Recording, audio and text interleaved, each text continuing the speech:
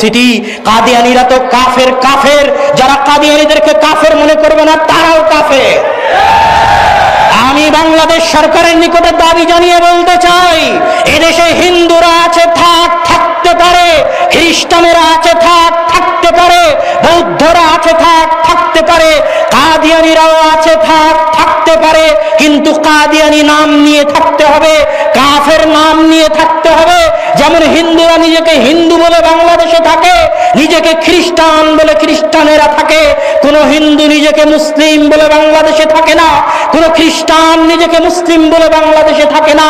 এইভাবে যদি কাদিয়ানীরা চায় নিজেদেরকে কাদিয়ানী পরিচয় দিয়ে কাফের হয়ে বাংলাদেশে বসবাস করুক, কোনো আপত্তি নাই, কিন্তু আহমদী মুসলিম নাম নিয়ে মুসলিম পরিচয় নিয়ে বাংলাদেশে কাদিয়ানীদের বসবাসের সুযোগ নাই।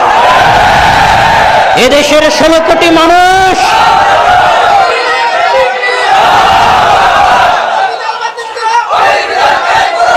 এদেশের 16 কোটি মানুষ এই দাবি জানায়, যেভাবে বিশ্বের 40টি মুসলিম রাষ্ট্রে কাদিয়ানীদেরকে রাষ্ট্রীয়ভাবে কাফের ঘোষণা করা হয়েছে, বাংলাদেশেও আমরা দেখতে চাই কাদিয়ানীদেরকে রাষ্ট্রীয়ভাবে কাফের ঘোষণা করা হোক। এবং সরকারের নিকটে আবেদন জানাবো, সরকারের কোন কেউ যেন কাদিয়ানীদের প্রতি দুর্বলতা না দেখায়, এটা এদেশের জনগণ বরদাস্ত করবে না। সম্মানিত উপস্থিতি, পরিশেষে আপনাদের নিকটে বলতে চাই,